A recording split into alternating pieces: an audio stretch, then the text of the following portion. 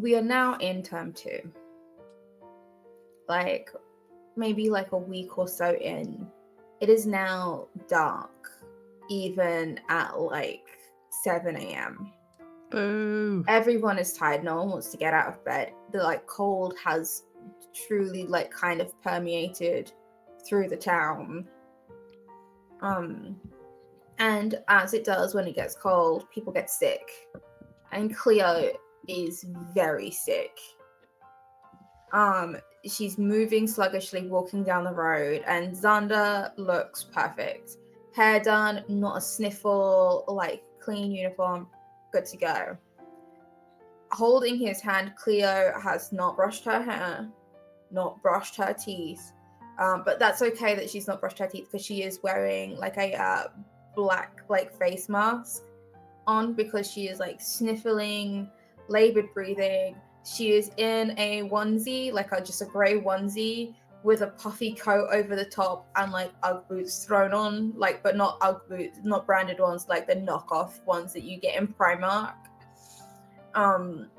Sniffling and coughing, and she knows she stinks like death, but she didn't have the energy to do anything for herself. And Greg left before she was even awake. He's already at work. And they are walking, and she's holding hands, and she's just like, keep your eyes down on the pavement. Keep your eyes down on the pavement. Just like hoping and praying that she can get in and out unnoticed. But when she goes through the gates, I think that is where both Daphne and Kayleigh are having perhaps another awkward conversation. And she like tries to skirt around. Kayleigh's not letting you have that. Like, she's in this conversation with Daphne, frantically looking for anybody to get her out of it, and there you are, like a knight in shining armor. Hey! Hi, Cleo, how you doing? Morning! Cleo! Oh my gosh, hi! Oh, you know Cleo too? Yes! Of course, it's in class. Sure. Yeah, well, yes. No, I mean, I don't know everyone, but no, I know Cleo and I actually. So, gosh, funny story. So Aiden and Xander, whose name I remember. So Aiden and Xander. Oh my gosh, tiny Cleo. Do you remember all those swimming lessons? Like, oh my gosh, they were just the cutest, just like splashing around.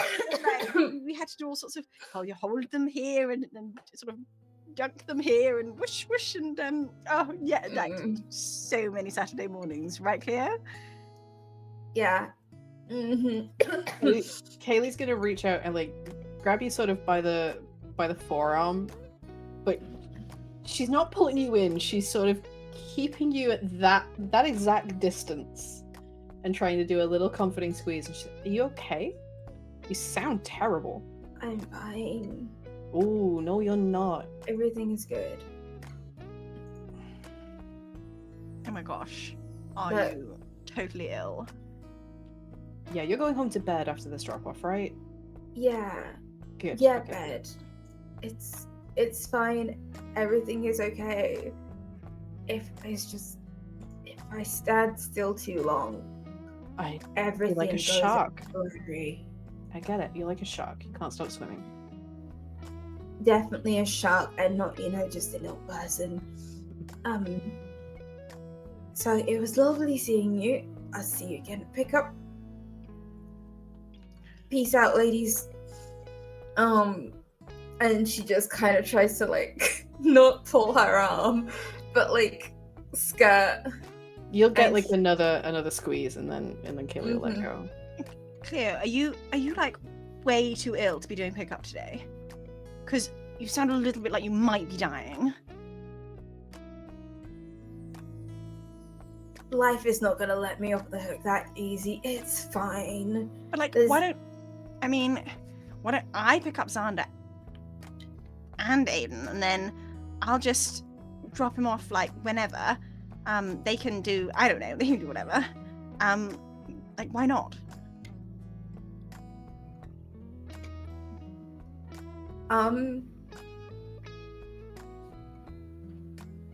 It's okay. You don't have to. It's fine. Sensing that moment of hesitation where Cleo clearly wants to say yes. Kayleigh's gonna be, yeah, no, we could do like a... Thinks of what she's about to say, almost thinks better of it, and then is like, no, I'm gonna commit to this. Why don't Daphne and I take all three of them on a little play date? A play date? Is already regretting this decision. They could have a play. That's what the little ones do. This will be their like first trio play date, and they're going to be friends for life. Or just an afternoon, and that's fine. We can take them to soft play. We can get them some food. Yeah. It just actually, when you think about it, it just makes perfect sense because we're here anyway, aren't we? They're going to have a nice time. Like, it's just logical. It's not, we're not, doing you a favor or anything. It just makes sense. I grab your arm one more time and give you a death stare through which you can read the words, "Look what I am doing for you.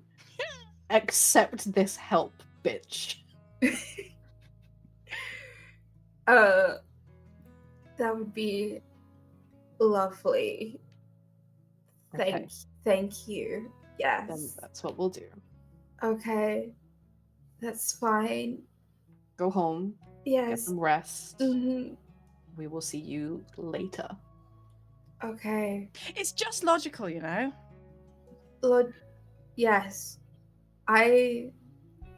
No. Yes. Thank you. Yes. Class. Bed. Work. Looks at Daphne like, I don't know what you do. I'm not gonna ask. Brunch. Okay. And Cleo walks Xander the rest of the way in, and I'm gonna do a quick cover scene for this. So anyway, I had the best sleep of my whole entire life. Greg, gone. Xander, gone. No need to wake up at any point. It was great. I was a bit... I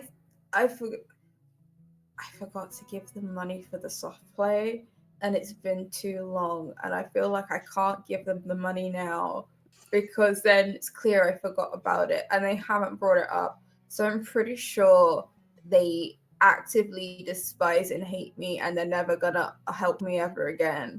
And that's fine. We manage and survive. However, also, I don't like the fact that they're thinking bad about me right now. But you know what? Could have been worse. All I want to add is that you go home and you fall asleep, and whether you wake up when they arrive or not, you will get 3 text messages from Kayleigh at around lunchtime. One of them says, "You are so welcome. You owe me." Mm-hmm. The next one says, "Don't forget to call school and tell them you're not doing pickup. We are." And the last one says, "Open the door." And at whatever point that you manage to crawl out of a bed or off the sofa and go and open the door, she's like got Just Eat to deliver Greg's to you for lunch. Oh! Friends like do not exist. Actually, fun fact, they do. They're just really hard to find. Yeah. Greg's. I like. The gift of Greg's is true love. Just too. Wow. There's a short scene. Cleo is sat at the bottom of the stairs, like she just can't be bothered to crawl back up to her bed. She's got a blanket wrapped around her. She's like picking apart a sausage roll. And like you can see her phone is on loudspeaker, and it's like Riverside Primary School, and it's like ringing. And then that's it. Yeah. It is bonfire night. Mm-hmm. And to give Lauren a night off and just some space. Domestically, things have been tricky between David and Lauren, and they've stayed in their tight place with all of the family around, and everything between them is just sort of pressed down under the surface because neither of them is in a position to rock the boat that they're in. And Lauren needs David's support because he is unemployed, or like occasionally he picks up a small job here and there, and most of the time he's doing the pickup and the drop off and all of the after school activities, and he's cooking and cleaning in the house because every other adult is working, and it's kind of distracting him from searching for a job, and he's feeling probably a bit stuck and spiraling a little bit himself. And then there's just a depth of things unsaid, like the ocean sinking into darkness below, and he has somehow this standing there at the bonfire night watching the stack of pallets start to go up in flames and the fireworks go overhead. He has a sensation of like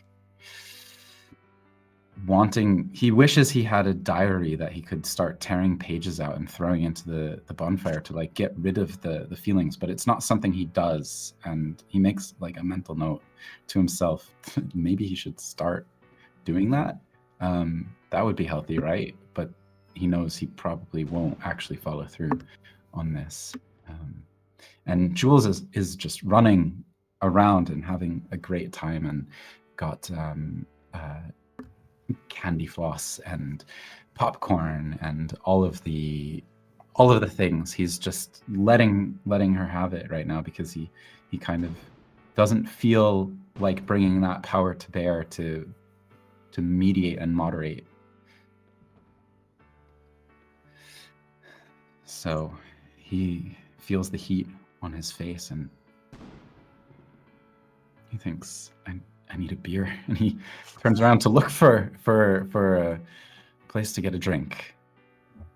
Normally he's not drinking when he's on kid duty, but he just wants something, a little something to kind of like, let the mind be a bit more fluid. He goes and he gets a beer, and sort of is like, then turns around and is like searching for Jules again, and sees you get your beer and you turn, and you see amongst the crowds of people walking towards you Kayleigh and Jason, with Mackenzie in tow, and they're heading in your direction. They're heading to get a drink. Mm-hmm. But when she sees you, Kayleigh stops, and you just see her turn and say something to Jason, and he just nods and carries on walking, and she turns the other way and goes walking off to somewhere else. And I'm going to throw the floor open for somebody to play Jason. But in my head, what I think I have in mind, the way that he's going to interfere, unknowingly interfere. He's probably never met you before, but he will probably recognize you from the schoolyard and school events and things, and strike up a conversation. And the piece of information that I want to give to whoever wants to pick him up and play him, I can just play him if it's easier. He runs his own company, and he's currently hiring. So I think we Jason and David, perhaps coincidentally, find themselves gazing at a pallet. Would that work? Mm-hmm. Aha, some pallets. Sort of looks over to you, sort of a bit of a double take. You got a kid at Riverside. Jules, and I saw you were with, that's Mackenzie, right? Yes. Yeah. Great. Where's yours at? Oh, she's just running around somewhere. Yeah, I'll sure. catch up with her. Nice one. Yeah. Yeah, pretty good. Yeah, she's fine. Pretty good bonfire this year. Yeah. It's a nice one. I feel like they did a good job. Yeah, I think that's kind of event organization. This around it's all these committees of people with no actual experience in the in the area, trying to put things together, and there's always something that's going wrong. There's always like, oh, forgot to, completely miscalculated the number of portaloos, that kind of thing is always something. But I feel like maybe they've pulled it off right now. Yeah, I just wonder, like, what are the kind of people who volunteer for that type of stuff? Is it volunteered or do they get paid? No, God, no. Yeah, no. This is it. If they got paid, we could, make sure they were actually competent. No, but you can't. No, sorry, you can't complain because they're volunteering. So that's the catch-22, isn't it? Like, right. And thanks that they do this. It's nice. Exactly. Yeah. No. It's like, I'm not doing it, am I? I'm just coming and enjoying it and having a good time. So, yeah, literally not in a position to complain. If busy. if we had the budget, if we wanted to put on a you got something you want to run, then you come to me. Then I will put on a show for you. I will have every detail down. But I do not come cheap, so I don't think local bonfire's gonna be quite able to afford me yet. You do this kind of stuff? Yeah, like event stuff. Like, well, not this kind of stuff. Oh, that's cool. Yeah, what do you do? I mean, I'm in import-export, but I've been sort of out of work for a little while, and so I've been just kind of it's sabbatical. Well, kind of an unprompted one. But I'm looking for anything because the import-export's not really hiring at the moment, and so I'm kind of branching out. Oh man, well, what kind of stuff did you used to do? Like, to be honest, I worked for. I mean, the last place I worked for I did everything in the office and with client relations and with everything around. We imported pots, all kinds of different types of planting. Pots with an S. Pot, yeah. Check it. You go to the garden store and you walk into the back and they have like all the different, like the glazed ones and the unglazed ones and the plastic ones. All that is niche. That is niche. All right, yeah. Well, this be a moment when Kayleigh returns and like. Wait, hang on, no. I've been waiting for a moment. Okay.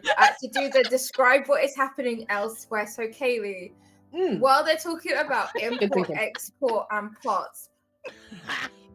Sam, what happened? So elsewhere, Kayleigh has gone anywhere where David was not. That was a moment of, I do not want to have this conversation now, much less in this public place. Jason was on his way to get a drink, and so she said, I'll go and get like the toffee apples. That's where I'll go. That'll be my job. And in fact, I think I can maybe do a copy scene about this. About where Jason and Kayleigh are. So you see Kayleigh sat at the kitchen table, and she looks tireder than normal. She looks more frazzled than normal, and the camera is opposite her in the point of view of the person that she's talking to, and it should be obvious to this person that she has been crying in the last few hours, but has managed to compose herself now. And she's saying, I have so much on, and I know you do too. It's a lot of work, and sometimes I feel like the work that I do doesn't allow me time for anything else. I feel like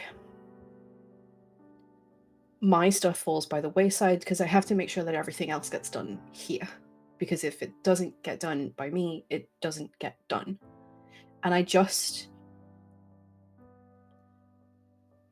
would love a little bit more. And that might be unfair, and that might be selfish, but I feel like I have to be selfish right now. And I don't want to do that in a way that hurts you or hurts Mackenzie or jeopardizes anything that we have. Like, I don't want this to break. I want it to work. I just need a little more awareness, I guess. And I hope that makes sense. And as she's been talking, the camera has kind of slowly rotated around, and it becomes quickly apparent that she's having this conversation with Jason. He looks a little surprised, a little offended. But as she finishes talking, and I think it kind of fades to black, he'll reach a hand across the table and grab hers and say, "Okay, let's talk about it." And so cut back to the bonfire night. They're actively trying to like split up the duties here. Like, she's got hold of Mackenzie and is going to get him a treat, and he's going to get something for them. This is kind of the first family time they've had after that event, and they're both very much aware of trying to put these new practices into place. And so when she sees David, it's like, here is the excavator who could knock everything off of this shelf onto the supermarket floor and ruin everything. So as they're talking about import-export is when she and Mackenzie are starting to make their way back, and she just freezes when she sees the two of them talking to each other. Absolute ice-cold dread through her entire body. And she waits a few minutes hoping that they're going to break apart, that they're going to finish the conversation and go their separate ways, and they just keep talking. And she can tell when Jason is enjoying a conversation and on the verge of making friends with somebody, because it happens with everybody. That's just who he is. And so eventually she has to bite the bullet and walk over. And she just kind of lays a hand on Jason's arm and says, kind of passes him a toffee apple and says, "Hey, we got the good stuff. I didn't know if you wanted a dip or whatever. Do you want to come and choose a topping or something?" Kayleigh, sorry, I didn't even ask your name. I've been asking all these questions about your work experience, and I forgot to ask your name. Yeah, David. David. Kayleigh, this is David. We were just talking about events management. We're talking about importance of being in a team together, being aware of all the balls that you're juggling at the same time, you know. Yeah. Just being a team on that. David is trying to just play it as cool as possible, of like, just be normal, just be normal. And he's like, how's that going? There's just like, he's like desperate for friends and connections. But this one, like, he's felt all of the advances and offers and like openness from Jason, and at every turn he's sort of like taking it with a cold pit in his stomach, because he knows that Jason is so pleasant and so nice, and he wishes it was any other constellation. But he just sort of says, it escapes his lips. He says, yeah, I was just telling Jason that, like, in uni I helped to book bands and stuff, and so he's underplaying it. He's got actually a lot of relevant well, look, I've learned a lot about plant pots, but there's also a lot of relevant experience there. Look, I would like to interject at this moment, and I think Mackenzie sees sparklers and knows that Mom will say no, but Dad will say yes, and starts like tugging and pulling, and is like, Daddy, sparklers, look, and is like actively trying to remove Jason from the scene. Hey, I should go find Jules. She's, probably running wild. And I think as Jason gets dragged away, he's going to call back. Kayleigh, wait, can you give David my number, or get David's number. I'm going to call you. And then he just sort of gets dragged away. Yeah.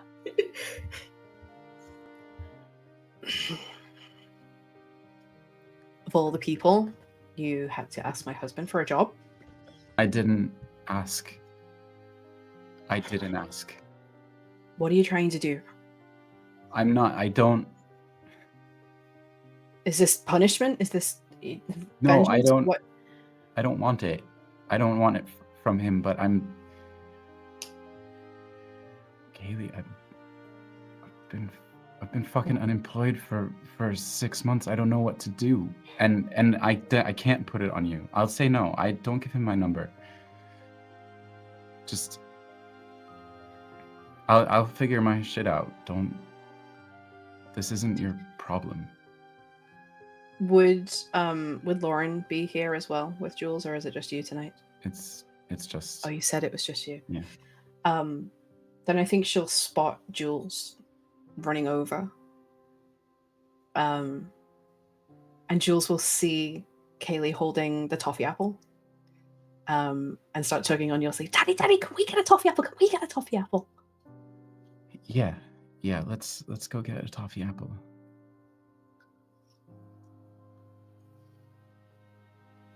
I'll see you around. If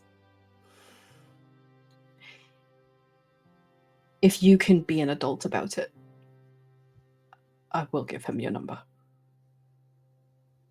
That's your call. It's yours. Yeah. Of course.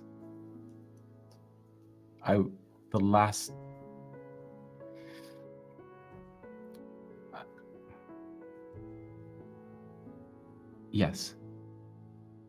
And as they walk away to get a candy apple, he lets Jules pull him, and he just pulls out his phone and just texts and says, the last thing I want to do is hurt you and what you have.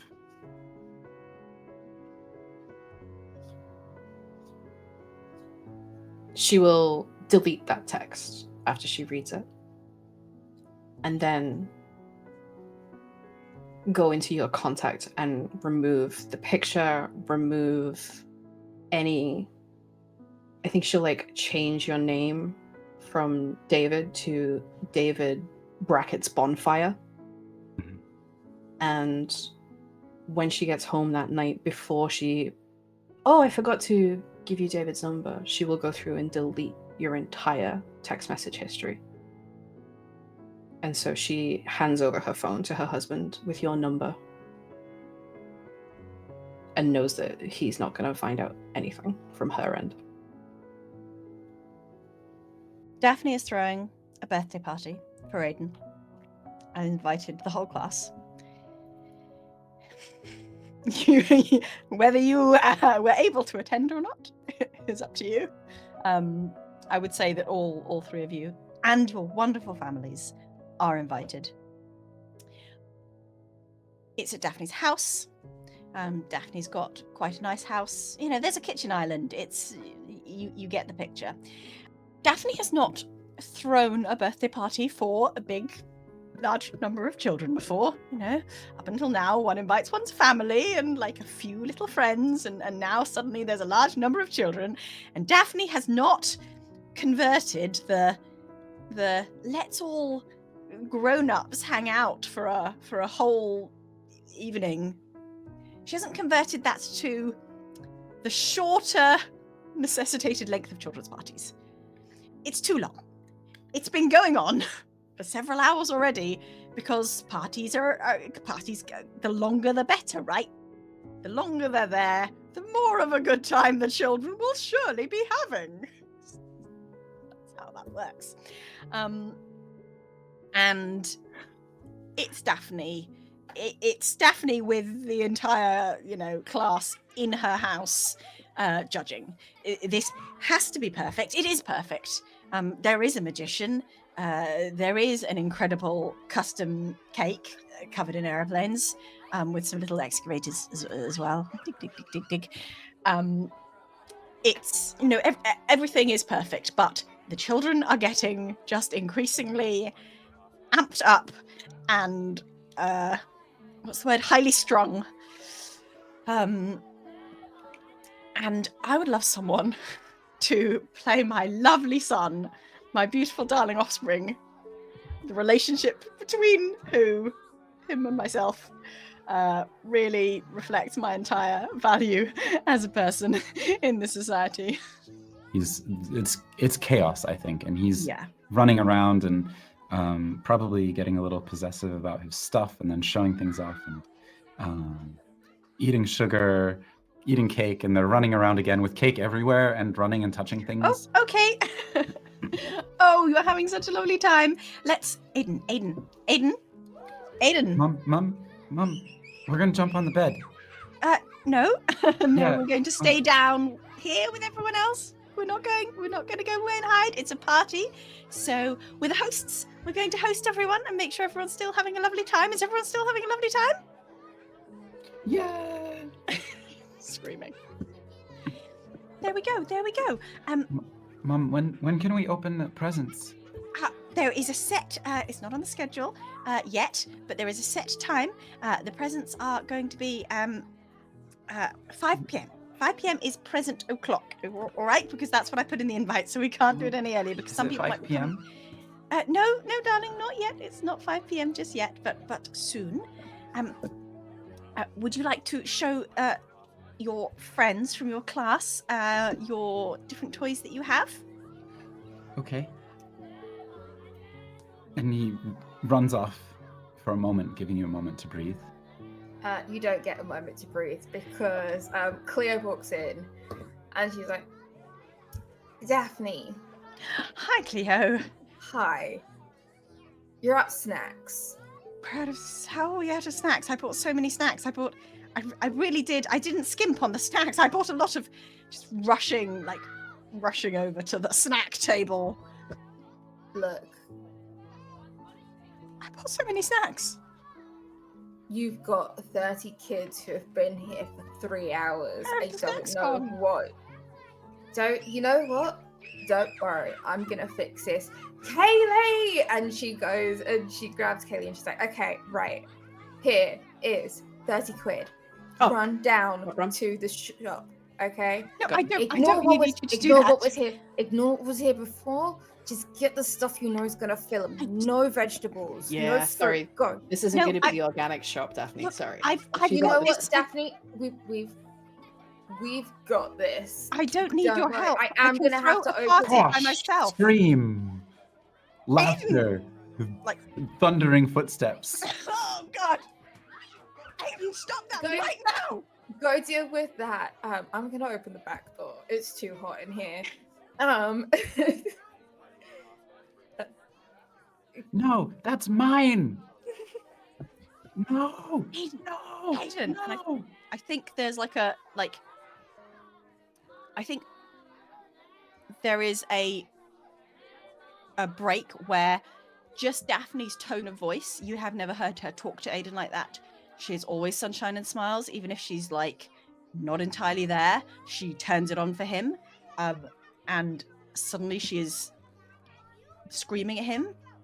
Just briefly, but you hear that actual anger, the actual losing control, that she does not do. And the next minute, she just leaves the room. She just disappears. She leaves. She's gone. Disappears off into another part of the house. I think Cleo comes up and gets all of the kids back downstairs. She's taken it upon herself now to be co-host of this party. And she's opened the back doors. And she knows what's going to happen next, but she's made a calculated risk of letting the children run loose outside in November. And she's like, I know how to use a mop. It'll be fine. And comes upstairs. As she's doing this, as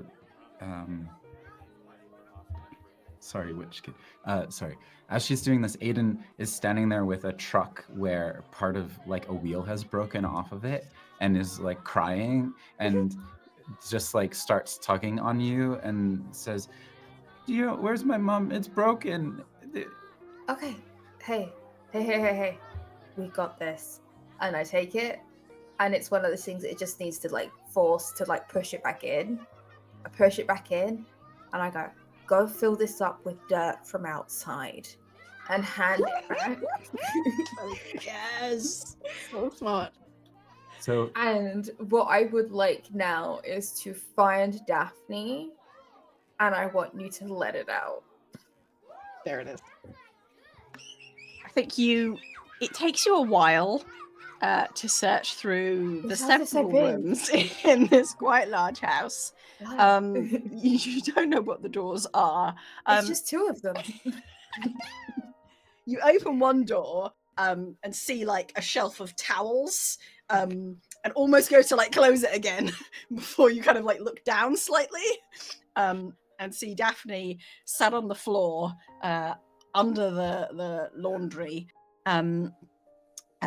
sort of simultaneously crying and playing Tetris, just sort of like desperately staring at this phone like it will take her away from the world. It's not working.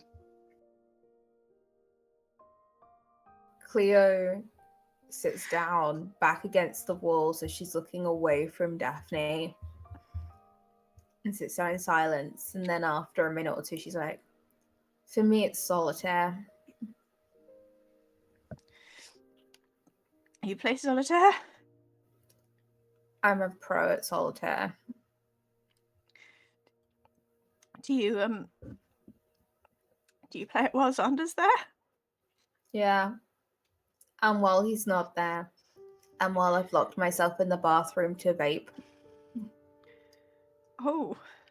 And while I'm putting him to bed. And while he's screaming and throwing things at me. I said, I said I'd never go on my phone in front of him, so he didn't, learn bad habits. You know he's gonna pick them up anyway, right? Because you aren't his entire world. There will be kids at school who will have phones at 5, 7, 9. And they're gonna show him things and they're gonna talk about games like Roblox. And he's gonna want to play Roblox. Do not let him play Roblox. Roblox? No, it's fine. Don't worry. Kayleigh and I will give you with the diggers and the roadblocks. Is that the same? No. Okay. It's a computer game. Kayleigh and I will give you the talk when it's time. But I don't want him to be looking at me and just see me just ignoring him, and what I'm supposed to be there for him, and you're there for him too much. Like, no offense, I feel like we've kind of hit a point now that somebody needs to tell you the truth before you keep going down this misguided path of you have to be perfect. You have to be there every single second. I don't know about you. My parents weren't really there at all. Drop off to my grandparents. Like, show up like 5 minutes late to whatever the event was, and then like leave, dragging me away the second it was over. Like at weekends locked in their offices, going out with their friends and leaving me to sit in a corner while they did their thing. And you're nothing like that. You are there every single second, but the thing is, you need your own space, but so does Aiden. Like, you're doing your best, and I think the only thing that you can do is your best, but also you need to accept help, and you need to give both of you space from each other, because you'll hate each other in the end, and that's not what you want, because you didn't give each other space to be yourselves, to grow, to experience other things. I want to give him everything, and having my own space isn't what I signed up for, and making other people help me isn't what I signed up for. It isn't what anyone else signed up for. It's on me, you know. I've chosen this, and I have to do it right. Do you know I would kill to be in your position? What? Why? You have people around you who want to help you, people who are telling you the truth. You have a mother that could come and step in at a moment's notice, who knows and understands your son. No. I don't have that. I don't have that. I don't have the money to hire a sitter so I can go and talk to my son's teacher. I do not have the money to take my kid and put them in a workshop over half term and then also sit there and watch. I don't have the money to have a house big enough for 30 kids to be running around and there's still a whole separate room for the adults. Like, I would love to be in the situation where there are people who are ready and willing to support you, like waiting in the wings. But you've got that, and you've got to use it because you want to give your son everything, but you're not giving him everything because the one thing you're not giving him is a community. Community is not just one person, it is a group of people. You and Kayleigh have become my community, and I would not function without you. And you are trying to function without us, without your mother. And look what it's doing to you. I know your situation isn't always easy. I can't put more pressure on you. I can't give you my problems as well, can I? But the thing is, you took my problems and you eased them. And you have given me space. Different. Well, hang on, hear me out. You've taken my problems and you've eased them, which is now given me space to turn around and look at your problems and ease yours. And then we keep, like a metronome, back and forth and back and forth, one step at a time, one day at a time, one term at a time, 1 year at a time. And we keep going together until the rhythm breaks. And that's okay, because that's what we're supposed to be doing. We're supposed to be helping each other. And so I need you to hear me right now when I am telling you that it's gonna be okay, but you need to accept help now. All right? So here's what's gonna happen. I'm gonna go downstairs and make you a cup of tea. I'm going to close the cupboard door and not tell a single soul where you are. I will return with a cup of tea. Here, babe. And I reach up and I grab a towel and I pass it to you so you can dry your eyes. I'm going to return with a cup of tea and close you back in the cupboard because Kayleigh will be back by then and we will distribute snacks. I will make an announcement that there has been a change in the schedule. We will open presents, sing happy birthday, and I'm kicking everyone out of your house.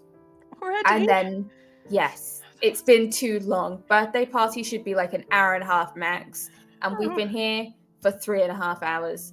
So I'm going to kick everyone out of your house. Aiden, Xander, and Mackenzie will play and we will clean up because I don't want to alarm you. I do need to help you clean up because I did open the back door and I can already hear somebody slipping on mud as they've run through your living room. And we're going to focus on that later. That's not a now problem. That's a later problem. And then once that is done, yes, we're going to take our kids and we're going to go home. And you will sleep.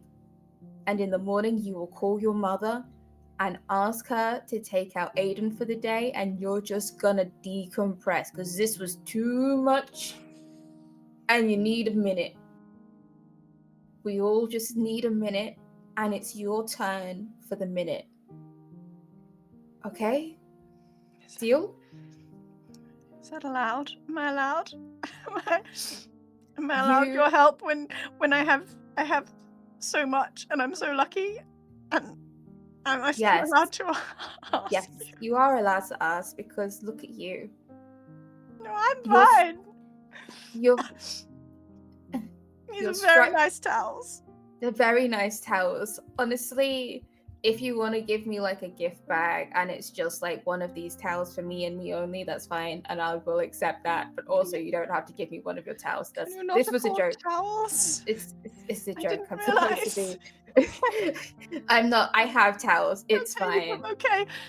I suddenly worried that I maybe had misjudged your situation worse than I thought. It's okay. Okay. Bad call on the towel joke. I got you a really nice towel for Christmas. Thank you. Right. I'm closing the door now, and you just play Tetris, and I'm gonna come back with a cup of tea, and everything is gonna be okay. You're struggling, and you're allowed to struggle. All of our struggles are different, but just at the moment, I just need you to think about yourself. And then when you're ready, you can come and think about Aiden again. And I will close the door. Milk and 2 sugars. The scene is towards the end of the winter term now, and we're in Kayleigh's flat. And the Christmas decorations are up because she's one of those people who will put them up as soon as it is possible. Some people wait for December, not Kayleigh. It's like the last week of November and she's gone whole hog. She loves Christmas. Everybody loves Christmas. She's got everything up. The lights are on. The tree is twinkling. They're lucky enough to have like a fake fireplace, and so she's got a little fake fire going. And on the sofa is Kayleigh and Cleo in like hoodies and fuzzy blankets and the long socks with the grippy bottoms. And they've each got a glass of wine in hand. And maybe they've got like face masks on and like separators between their toes. They're doing their nails. And they're just sitting in companionable silence. And then there's a knock on the door. Oh, the doorbell rings. And Kayleigh pops down the wine and goes to open the door. It's cold outside. I think it's frosty, but it's not snowing yet. It's not quite cold enough for that. And stood outside on the step is Daphne. And maybe she brings like a bottle of wine or something. And she's got a little duffel bag with her dressing gown and slippers, like ready to get into the vibe. And I think wine, just in case. Just in case. And smart. Kayleigh says, Come in, God, you must be freezing. And she leads her upstairs. One of those flats where you go straight upstairs. It's an upstairs flat. And she says, who's got Aiden then? I have a new system, a new schedule. Of course. With my parents, just to divide up the time a little bit. They really wanted to be able to spend more time with him. And who am I to deny grandparents their grandchild? And if it happens to give me quite regular breaks and evenings off, then I shall simply appreciate that and not feel guilty about it. Oh, okay. Not at all. Kayleigh will, while you've been saying this, she's been filling another glass, and she'll hand it to you and then lean over the sofa and go to top up Cleo's. Oh, well, regular. She said regular. Could you get I'm hearing regular, and so this is definitely an occurrence, right? I think we can stretch to that, maybe. Of course. Yeah. Is this regular? Is this our play date? Yes. Adults are allowed play dates too. It's true. I got us all an early Christmas present for our play date. It's a play date present. It's a Christmas present. It's whatever. Look, I couldn't help myself. I got us presents. Okay. And like, we each have a present, including Daphne. There's like 3 wrapped. Look, I wanted one too. All right. I'm not judging. I'm not judging. You know I love free stuff. What is it? It's okay. It's not a joke. These are actually very, very nice. It is towels. It is monogram towels with each of our initials on. And it's the super soft. I don't know what you call it when you get a towel that's really good, but my mum gave me a towel that was really good once, and nice. I don't know. It's probably a thing, and it is genuinely a thing. Yes, I don't know how it works. And but them, it's really nice. It was like this really nice towel I had this one time. So that's a reference we can all understand. Absolutely.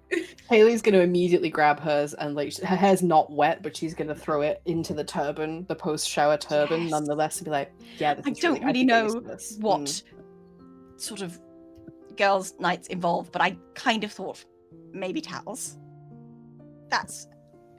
It's a good start. Towels is great. I absolutely love this, and I throw mine around my neck like a scarf, and like have the little monogram hanging down, so everyone can see my initials. While this is happening, I would like to do something controversial and see what David is up to. While we're having girls' night. And watching Love Actually, obviously. Oh, fine. Only because I like you. Oh, perfect. It's Christmas. I think David is at home. And he's been he's just been working a lot, really hard. But he's also he's been working for Jason's event company. This is probably a high season as well, and he's pulling overtime there to try to give Jason extra space as almost a way to show Kayleigh that he's serious about not fucking anything up. And he's also doing it for Lauren, and in the home situation, he's just there, and he's like, he's put Jules to bed, and he's just like looking at his phone, and Lauren has texted for like a third night this week, like, "Hey, sorry, I have to work late again." And he just sort of like sits there at the kitchen table and just lets it sit there, and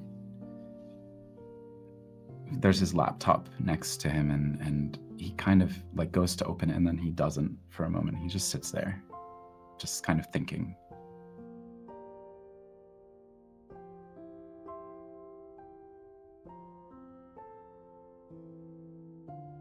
This vignette has two parts to it. There is a gift basket delivery. I think David gives it to Jason, and it's basically like a holiday gift basket, and he's put in some sort of upscale jams and biscuits, and it's got that like paper that's been sort of like crumpled to create a nest, and there's a little bit of candy or like chocolates for like chocolate orange, if that's a thing that you do. And there's one of the biscuits in there is one that he remembers Kayleigh had told him that they were a guilty pleasure. And there's a card that's written, and it says, "Dear Jason and Kayleigh and Mackenzie, thank you for a great year in school and work." And then it's signed from the family. And the other part of this vignette is, I think it's like Christmas Eve, and it's probably bitter cold out. I don't know if it's snowing or not, but maybe there's a little bit of, get that Christmas season snow. And David is preparing 2 hot toddies, and he brings one to Lauren, and it is the drink that they had their first date with. And they just sit together on the couch for the first time in months. And they just sit in silence for a while and turn and like smile, like share a moment. But you can tell there's a bit of frostiness, and he says to her, "Hey, I'm sorry, and we'll pull through. You just tell me what you need. And she looks at him and she says, I will. Daphne's living room is beautiful. The Christmas tree is impeccable. The lights glow subtly, not tackily. That's very important for Christmas decorations, of course. It's a beautiful living room, and you see Aiden is playing, and you see this sort of slightly familiar zoning out from Daphne as she's sitting on the sofa and just sort of slumping and just starting to respond to Aiden sort of less and less energy.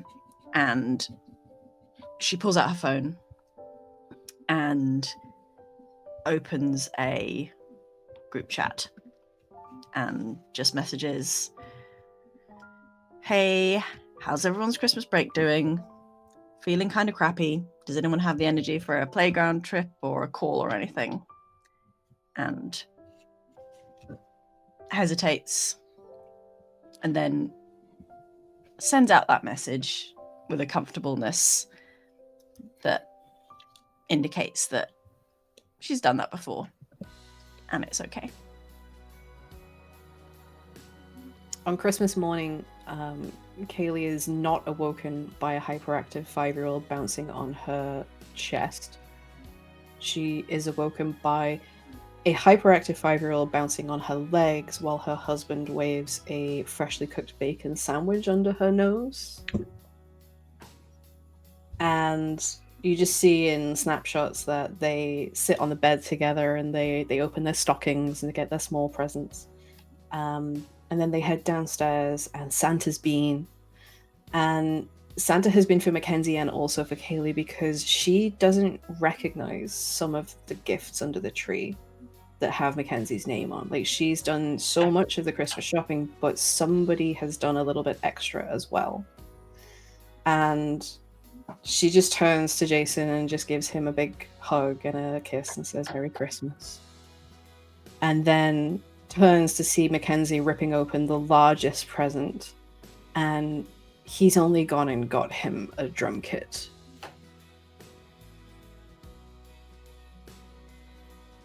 It is December 29th.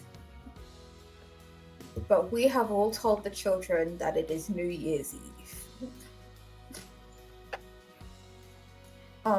And it's very, very important that they believe this. So, like, Cleo has put, like, the tacky, like, tinsel kind of Happy New Year! And she's got, like, 2026 balloons and all of this kind of stuff, like, listed about. In the living room, the lights are off, Spotify is on the TV, there are glow sticks and balloons, and Greg and Jason are chasing the kids around. And Cleo has made Bailey's hot chocolates for her, Daphne and Kayleigh, and pulled them out onto the front porch. Just for a moment. Just for a second of peace and quiet. Like a guilty pleasure. A cheers. And we're halfway through. They're almost back. We can hold on to this. It's just gonna be January 1st multiple times. And that's okay. Like, her hair is brushed. She can't be asked to do makeup. But she's taken care of. And she's taken care of her friends in this moment. And it's just, like, nice.